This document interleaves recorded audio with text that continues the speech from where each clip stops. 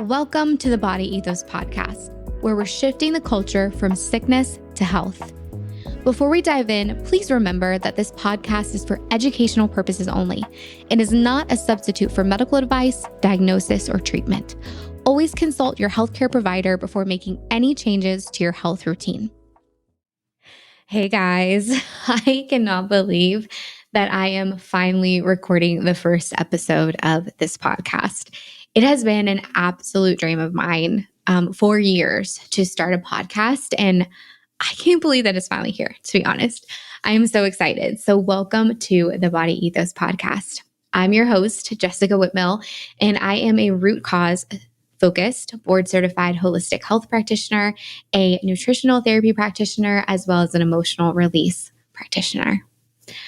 I am the founder of Elevated Functional Health, located right outside of Boulder, Colorado, and I'm committed to helping people in my practice get to the root cause of their emotional and physical health symptoms. A little bit about me. I am a former Politico. I have a master's in public administration. And with that, I'm truly a forever advocate of empowering people to understand the truth behind the influences that impact their short-term and long-term health and well-being. I love all things energetics. I could talk about it all day. I truly believe in the power of shifting your energy to release negative emotions, limiting belief, spiritual blocks, so we can heal your body and break generational chains. And it's the best thing that I do in my practice, besides helping people get to the root cause of their physical symptoms, is really helping them shift that energy on that mental, spiritual level.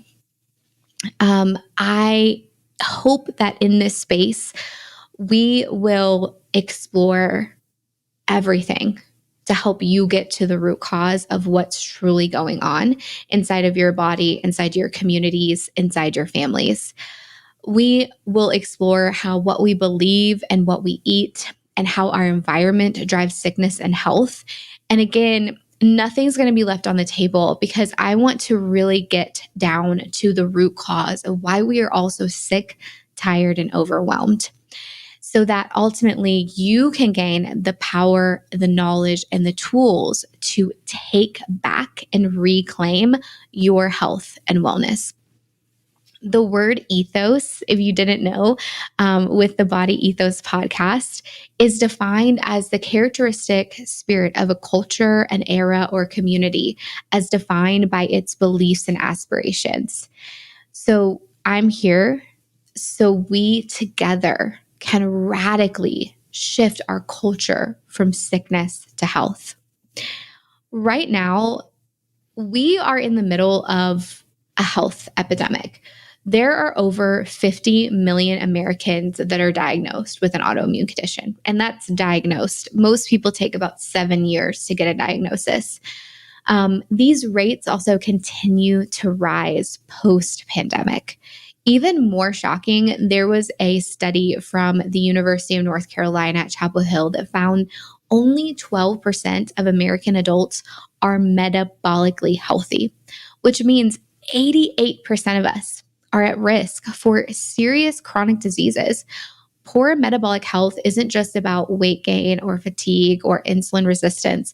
This has long-term health consequences like type 2 diabetes, heart disease, stroke, non-alcoholic fatty liver disease, and even metabolically driven cancers. Our modern lifestyle is filled with so much ultra-processed food and environmental toxins and chronic stress and poor sleep, and this has created the perfect storm for illness. But the good news is that when we understand the root cause drivers of these diseases and these, poor metabolic processes in the body and what is keeping us stuck in these loops of illness, we can take action to heal and reclaim our vitality. So this entire podcast is truly about helping you reclaim your power and helping us together then shift our culture again radically from sickness to health. And I believe that we can do that together. I think it's important for me to share a little bit of my backstory, because of why this topic is so meaningful to me and why I'm so passionate about it. So I was actually born 8 weeks early as a preemie at 2 pounds, 10 ounces in 1991. So I'm going to be 34 here soon. And my birth story was pretty dramatic and traumatic. If you meet any member of my family, they will tell you about the minute that they found out I was being born and the slowness of time, yet the warp speed that followed the next few months of me being in the NICU and having a heart monitor and a breathing monitor until I was 1 year old. Back then, babies that were small, under 3 pounds, had a very low survival rate, especially because there was an issue with my placenta. So I was very undernourished.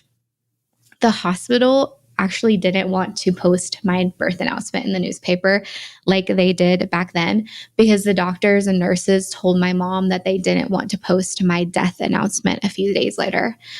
Despite the odds, I made it, and God definitely had a plan and purpose and all of that. But my health issues didn't stop there. I grew up in rural East Tennessee. It is God's country. It is beautiful. I loved growing up there, but we didn't have access to healthy food, and I was constantly surrounded by mold and environmental toxin. I was exposed to this at my school, my home, my church, and I suffered with frequent illnesses as a child and a teen. I had chronic strep infections, sinus infections, I had eczema. I was constantly on antibiotics.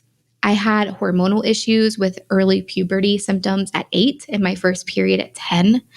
I had weight issues and anxiety. And the anxiety was something that I never actually realized what it was until I was in my 20s. But for those of you who suffer with anxiety, you probably know what I mean by saying that is like you didn't realize the patterns that you were in until you step back and think, oh, I've actually had anxiety this whole time. So by the time I was in college, I had pretty severe health issues. I had a granny bladder where I had frequency and urgency. I had digestive issues. I thought drinking milkshakes every night would help my heartburn. I didn't know as much as I do now, but that was my way to cope my senior year, which led to a lot of weight gain, obviously. I also had crazy PMS and periods and chronic sinus infections yet again. I was literally seeing the nurse every month for another round of antibiotic in college. And it was most likely due to the mold exposure from my dorm that was literally built in 1904. So I have just always been riddled with mold my entire life. And then even after college, I remember even going to urgent care every few months for sinus infections and another round of antibiotics. I had brain fog and I had anxiety attacks that became so crippling that I felt like the room was spinning, all while, of course, being the classic overachiever with 3 jobs, 2 majors, 1 minor, and the head of every club in college. So, and so I graduated college in 2013. And by the time 2018 rolled around, a few years after undergrad, I was working a demanding job in Q in true overachiever fashion. I was in the middle of my master's thesis. And at that time, I was in pure crisis mode. So I know what this looks like because I have clients that come to me that are in pure crisis mode. And I get where you're coming from. It feels like everything is burning down around you and nobody can provide you with answers. And that was my experience back in 2018. I was in chronic pain every day that was literally ruling my life. Looking back, I was living in a townhouse in Nashville, Tennessee that was full of mold yet again. It hadn't been updated or remodeled since literally the 70s. And of course, it was in a cool part of town, so I didn't mind then, but that was really when my health totally collapsed. And in that time, I started spinning my wheels. I was spending thousands of dollars. I literally just paid off those credit cards in 2024 because I was going to see every single type of practitioner. I was spinning my wheels just trying to get answers. I was seeing chiropractors 2 to 3 times a week, massage therapists, physical therapists 3 times a week, functional medicine doctors, nutritionists, nurse practitioners. I was going to the urgent care because of this or that symptom that popped up. I had ER visits. I was going to the OBGYN trying to figure out, hormonal issues. I was seeing specialists at Vanderbilt University because I lived in Nashville. I saw some of the top specialists there and therapists and energy workers. And I was just trying to piece together while I was sick because I was in such chronic, debilitating pain. So much so that I literally couldn't grip my toothbrush in the morning. And I woke up most days crying from the pain because I was like, this is my reality yet again. During that time too, I was having so much anxiety that I couldn't get out of my driveway most days because I was feeling like I was having a heart attack. I literally would call like my mom or my dad or a friend and be like, I think I'm having a heart attack. And they're like, I don't think you're having a heart attack. Like, I think I am.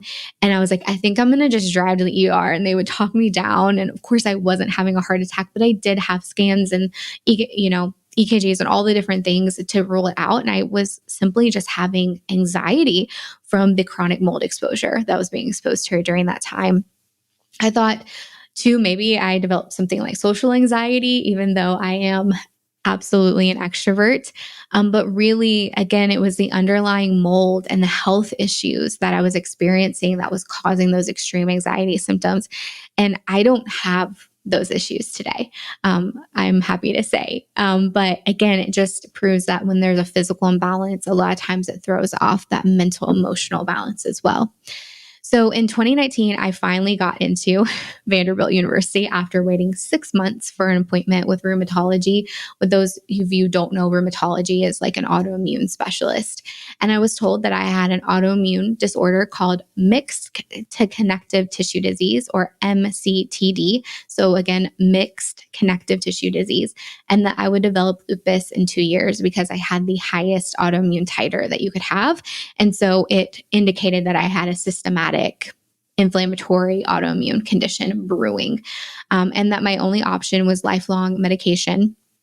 I also, during this time too, went to the top surgeon at Vanderbilt because I was convinced that this pain that I was having that was in the upper body, but was moving through the entire body at that time too, was maybe just still mechanical. And so he said, you're too young for this really invasive surgery. I'll send you to the pain clinic. So again, my only 2 options were lifelong medication or medication at the pain clinic. I honestly am glad that during that time I had the discernment to realize that this didn't have to be my future. But I want to pause here because I do think that doctors have too much influence on their patients with these type of diagnoses, and that they often become curses, right? I think at first we kind of get relieved, like, oh, I finally know what's wrong with me. But I think we have to step back and realize that it doesn't have to become our identity. And in that moment, I had a decision, right?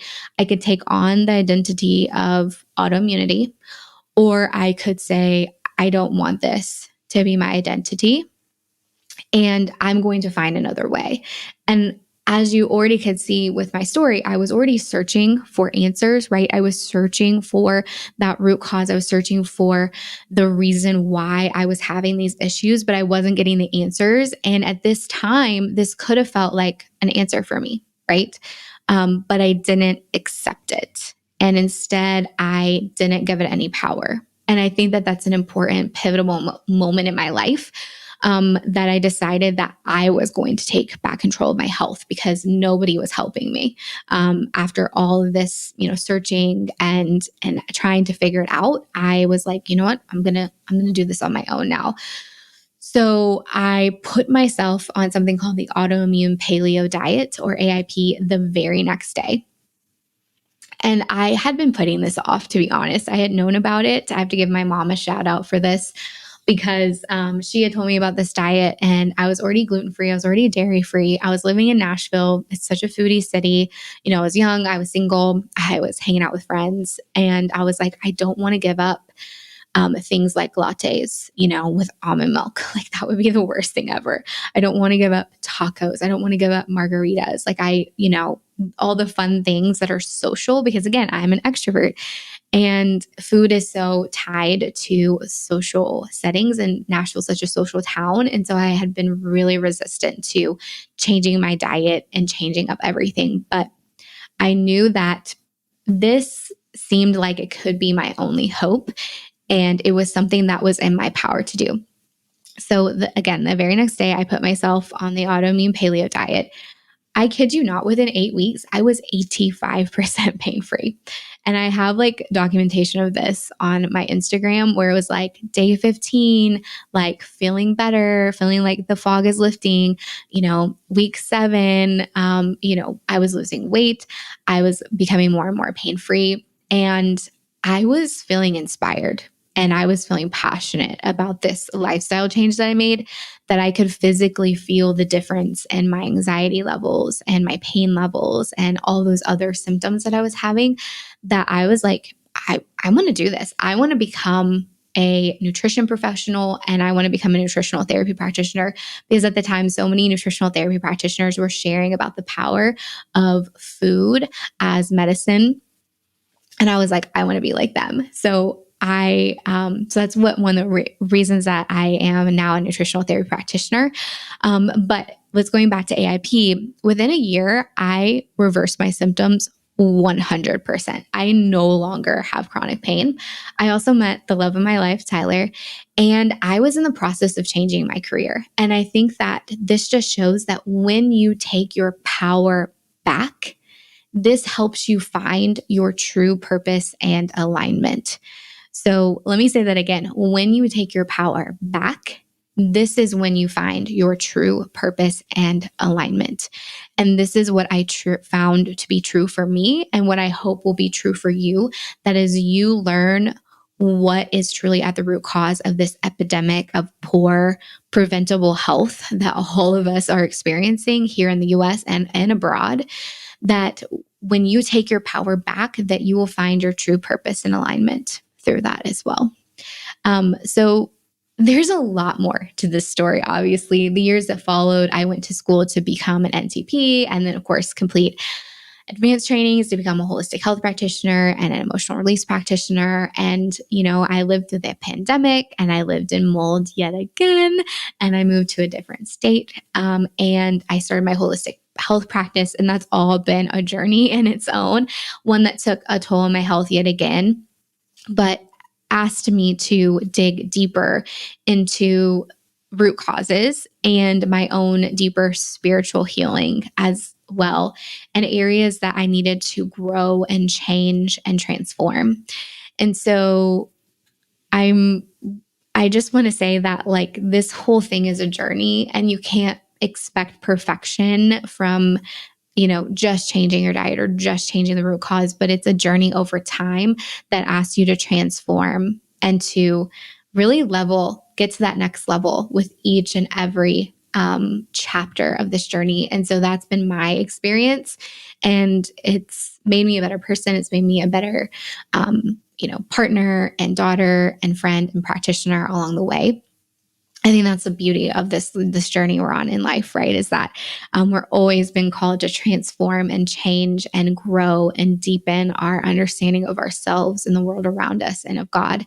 So it's been quite the journey, but I'm not going to go into that right now. That is definitely for another episode. But what I want to say is that the truth that I learned the hard way is what I'm going to be sharing with you in this podcast. We are going to be learning together from guests on the pursuit of healing in this podcast. And I'm going to be sharing my own story and expertise with you. And again, truly on this journey, growth and learning never stops, and neither does advocating for yourself. So I seriously cannot wait to get started with the Body Ethos Podcast, so we can grow, we can learn, and we can shift the spirit of our culture towards true health and healing together. All right. That is the first episode. I hope to see you guys in the next episode. If this resonated with you, please hit subscribe, leave a review, share it with a friend, and I will see you next time.